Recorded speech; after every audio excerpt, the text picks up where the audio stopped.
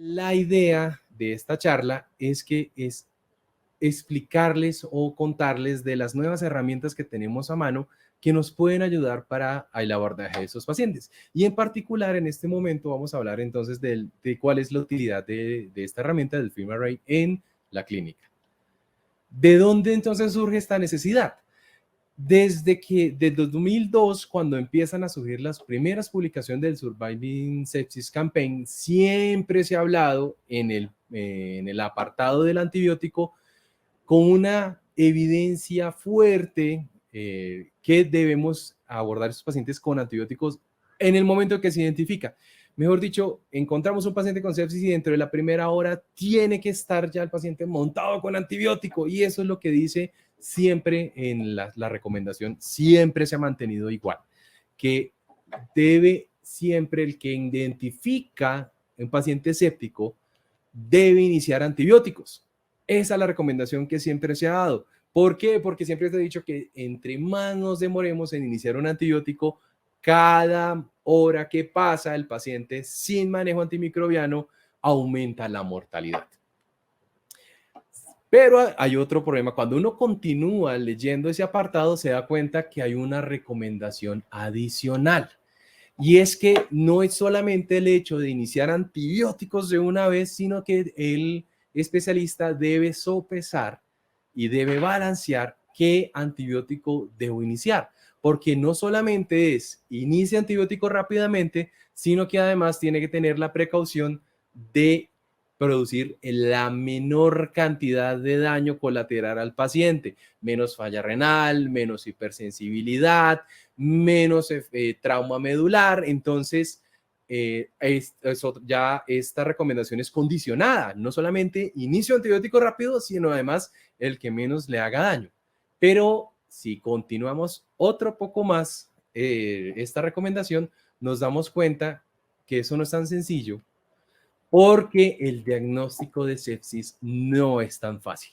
Y muchas veces lo que vemos representado como un paciente séptico resulta que son condiciones que ni siquiera son infecciosas. Entonces ya tenemos tres situaciones diferentes. Una, que tenemos que iniciar antibiótico rápidamente. Dos, que además tenemos que pensar qué antimicrobiano vamos a escoger para producirle el menor daño al paciente, pero además que tenemos que tener en cuenta que no siempre identificar a un paciente séptico es tan sencillo. Cuando vemos por ejemplo, este es una carta al editor donde se evaluaron 369 casos de posible sepsis. De esos se documentaron 76 casos. Y cuando nos damos cuenta cuántos diagnósticos se hicieron adecuadamente, miren que no es tanto. De 76 casos de sepsis, solamente el 22% se adjudicaron adecuadamente. Unos en urgencias, unos en hospitalización general y otros en cuidado intensivo. Pero miren que la proporción de casos bien diagnosticados no es muy alta, lo cual eso es una cosa importante, porque hay que ver que el diagnóstico de sepsis no es tan sencillo como se pensaría. Entonces, en definitiva, ¿qué nos enseña el Surviving Sepsis? Nos dice, tiene que identificar al paciente rápidamente, adecuadamente, inicia antibiótico rápidamente, pero inicia uno que no le haga o que le haga el menor daño al paciente, lo cual, lo que estamos viendo, no es una tarea sencilla.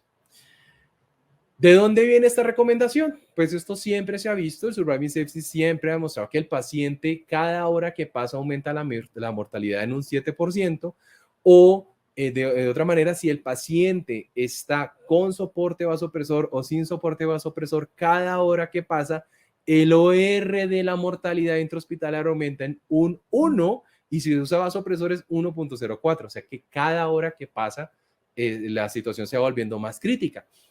Y esto lo vemos también en otros artículos que demostraron que en el inicio de la hipotensión, el tiempo que pasa hasta la mortalidad, miren que puede llegar a casi al 100% en 36 horas. O sea que aquí nos estamos enfrentando a un verdadero reto. ¿Cuál es lo difícil, además, digamos, el problema que tenemos diariamente con este tipo de pacientes? Primero, como ya lo vimos, la dificultad en reconocer un paciente verdaderamente séptico. El segundo, ¿qué antibiótico vamos a escoger? Le ponemos 1, 2, 3, 4. ¿Cuál es el que menos le va a hacer daño? Y lo que siempre vemos, el problema con los cultivos es que los cultivos se demoran mucho en salir. Un cultivo definitivo, si nos va bien, se puede demorar entre 48 horas a casi 5 días. O sea, tenemos un paciente que nos toca esperar 5 días y además depende de muchas cosas adicionales, como la toma de los cultivos. Si el cultivo se contaminó, perdimos 5 días. Nos toca volver a empezar. Y el paciente estuvo 5 días esperando un tratamiento que estaba mal puesto, mal administrado. Y como vimos, no tenemos ese tiempo, no tenemos 5 días para esperar para mirar si tenemos que ajustar el tratamiento. Hay muchas herramientas nuevas como la reacción de la cadena de polimerasa. Esto es básicamente pues es un termociclador y lo que se hace es cada uno de estos componentes se ponen en la máquina, que es la muestra que quiero analizar, los primers o los iniciadores, los nucleótidos, la polimerasa, el buffer, y eso simplemente pues hace los procesos que ya muchos conocemos de reacción de la cadena de polimerasa, que son varios estadios para desnaturalizar el DNA y empezar todo el proceso de amplificar la cadena que queremos ver. Eso es un ciclo. Y eso nos provee, pues, puede ser una herramienta y que se ha visto que pueden funcionar muy bien en los procesos infecciosos. Pero entonces, ahora sí, ¿qué es entonces el FilmArray? ¿Para qué me sirve a mí el FilmArray? El FilmArray básicamente es este aparato. Este es eso es un termociclador que es muy pequeño. Si uno nunca ha visto el FilmArray, fácilmente lo puede confundir con una impresora. Es un dispositivo que es muy pequeño. Y esto lo que hace es que es una PCR múltiple, lo que hace es amplificar, analizar y detecta la muestra ahí mismo en el mismo aparato, no necesita mucha manipulación, el resultado es generalmente muy rápido, es aproximadamente 1 hora, pero además me identifica múltiples patógenos al mismo tiempo. ¿Cómo funciona? Muy sencillo, en vez de estar agregando cada uno de los componentes por separado, esto tiene muchos problemas. Necesita mucha manipulación, necesita pipetear, podemos contaminar la muestra, podemos dañar la muestra, nos tocaría volver a empezar y hacer cada uno de esos pasos nos puede tomar fácilmente 1 hora. Mientras que con el FilmArray, que con esta máquina lo que hacemos es adicionar en un lado la solución hidratante y en el otro lado la muestra que queremos analizar. Esto es muy sencillo, más o menos toma 2 minutos la manipulación, no necesita unas técnicas para pipetear que sean muy profesionales y el tiempo que corre la máquina es 1 hora. En 1 hora ya tenemos el resultado. ¿Y esto qué es lo que hace? En la primera etapa se hace un análisis celular en la que es de nuestra muestra, se hace la purificación de DNA, cosa que hacemos manual en la otra PCR, y aquí ocurre una primera PCR, que es esta que estamos viendo acá. Más o menos en este momento se hacen aproximadamente 20, 25 ciclos, pero pues es que el problema que siempre se ha visto es que pueden haber artefactos. La misma máquina, el mismo termociclador, diluye esa misma muestra y nuevamente corre una segunda PCR y emite el resultado en 1 hora.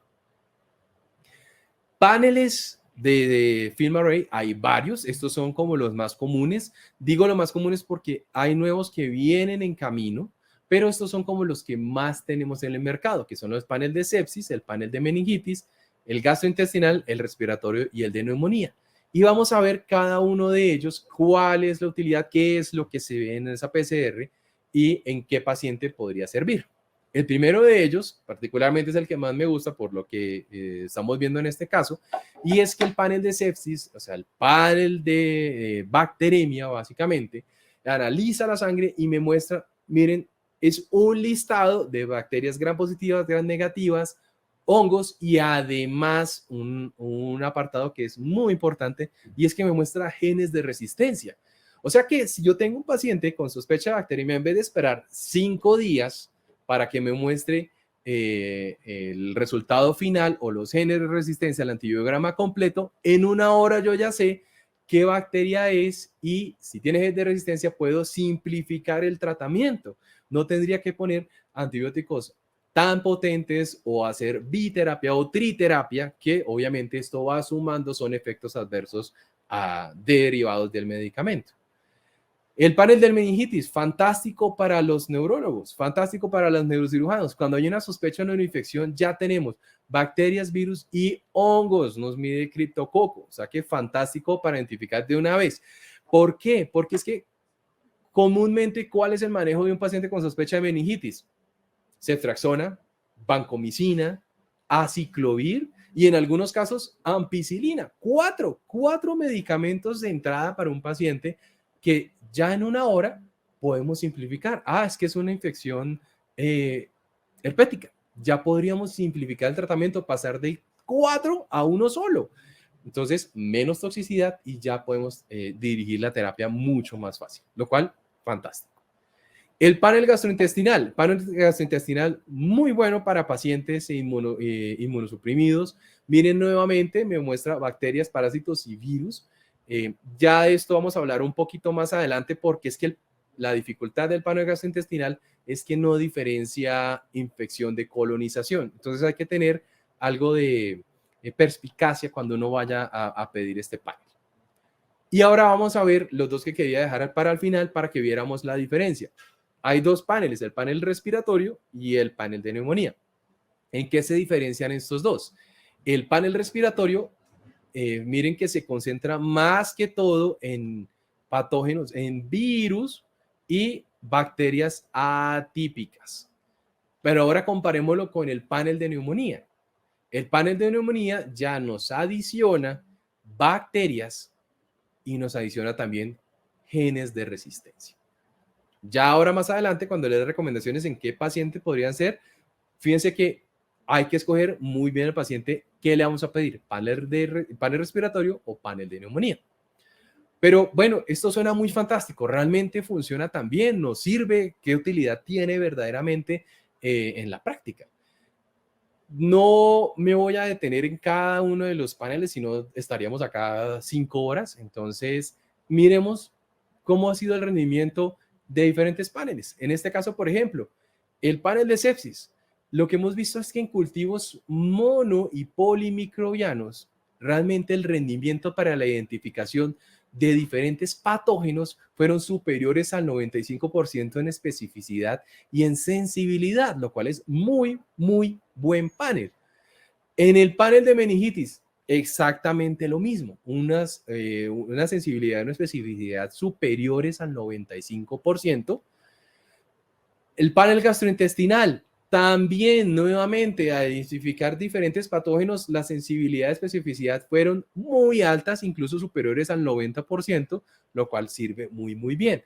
Pero listo, tenemos una herramienta que estamos viendo que la especificidad y la sensibilidad es muy buena, pero cosa que le dicen a uno, pero es que el panel es muy costoso, cada panel vale casi $1 millón. ¿Realmente vale la pena que lo tomemos o esperamos ver en los cultivos que valen $500? ¿Qué otros beneficios ha demostrado el uso del FilmArray?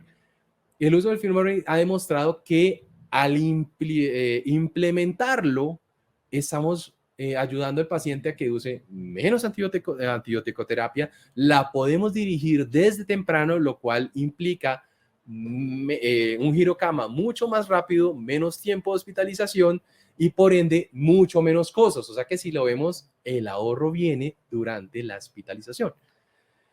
El uso del otro panel, el de meningitis, nuevamente, también al compararlo con la forma como se hacía la típica, los cultivos de las pruebas convencionales versus el FilmArray, en paciente hospitalizado se dirige el tratamiento mucho más rápido, menos comorbilidad, menos tiempo hospitalizado, lo cual representa también un ahorro de costos. En la vida real, en un estudio, por ejemplo, realizado en Chile en unos pacientes pediátricos, el uso del panel de meningitis, eso también se vio representado en menos tiempo de unidad de cuidado intensivo, menos tiempo de hospitalización en la hospitalización general, y eso se representa en menos costos. Para nosotros, ¿qué otra cosa hemos visto? que nos conviene mucho, sobre todo en la producción del PROA, del control de antibióticos. Los cultivos, como les contaba del comienzo, los cultivos convencionales dependen del procesamiento y muchas veces identificamos un cultivo simplemente como monomicrobiano, pero el uso de estas técnicas moleculares nos ha demostrado que muchas de esas cosas que se consideraban como monomicrobianas realmente son polimicrobianas. Estamos viendo coinfecciones, lo cual es muy útil porque podemos identificar patógenos que los cultivos convencionales no los identifican porque hay dificultad en ciertos cultivos, lo cual es fantástico porque permite dirigir mejor el tratamiento. Y por último, pues han habido muchos estudios que nuevamente volvemos al mismo cuento. Al implementar nosotros este tipo de técnicas en el control de antibióticos nos permite en general no solamente el beneficio para el paciente, sino también el ahorro de costos para la clínica donde se esté usando. Finalmente, entonces, recomendaciones de uso de cada panel. Primera cosa, tengan mucha precaución en escoger cada paciente. Acuérdense que en paneles como el gastrointestinal no podemos diferenciar de colonización de infección. Entonces, ¿a quién se lo vamos a pedir? ¿En qué momento hay que pedirlo? Correlacionar cada uno de estos con la clínica. Y obviamente, el uso del FilmArray no reemplaza otras pruebas diagnósticas. No reemplaza el cultivo, no reemplaza un cuadro hemático, no reemplaza marcadores inflamatorios, no reemplaza radiografías de tórax. O sea que es complementario al trabajo. Básicamente, ¿cuándo usar cada panel? Acuérdense del panel respiratorio. El uso el panel respiratorio se enfocaba más en infecciones virales y neumonías atípicas. Es decir, es mucho más fácil ubicar este tipo de panel o pedirle este panel al paciente que acaba de ingresar por el servicio de urgencias, viene de la comunidad, está teniendo un síndrome de dificultad respiratoria aguda grave, rápidamente progresiva. Necesitamos mirar generalmente uno debería pensar más en este tipo de patógenos, más que yo esté pensando en una enterobacteria productora de carbapenemasas, que eso es más de un paciente hospitalizado. El panel gastrointestinal, ¿qué paciente sería ideal usarlo? Dos tipos de paciente básicamente. Uno, el paciente inmunosuprimido que esté cursando con diarrea o un paciente que tenga una diarrea con compromiso hemodinámico. Recuerden que muchas de las causas de diarrea tienden a ser virales, no necesitan ni siquiera tratamiento, simplemente manejo de soporte y son pacientes que generalmente terminan su manejo en casa. Pero este tipo de pacientes, cuando hay un compromiso hemodinámico, valdría la pena para hacer el abordaje. Sepsis, paciente crítico que ustedes vean hemocultivo positivo, la mejor recomendación, pidan el panel, no lo duden, sobre todo el paciente si está crítico, pídanlo inmediatamente porque de entrada en una hora ya pueden dirigir la terapia. Panel de meningitis, paciente con sospecha de neuroinfección, ya vieron que pasamos de 4 antibióticos de entrada, podemos ponerlo uno solito, mucho mejor para el paciente. Y el panel de neumonía sí es más enfocado de pronto al paciente que está en la hospitalización, paciente que está intubado, paciente que está en la UCI, que tiene un deterioro respiratorio rápido y progresivo, que lleve más de 48 horas hospitalizado y sobre todo que tenga factores para resistencia bacteriana. Y unas recomendaciones finales para cerrar esta charla.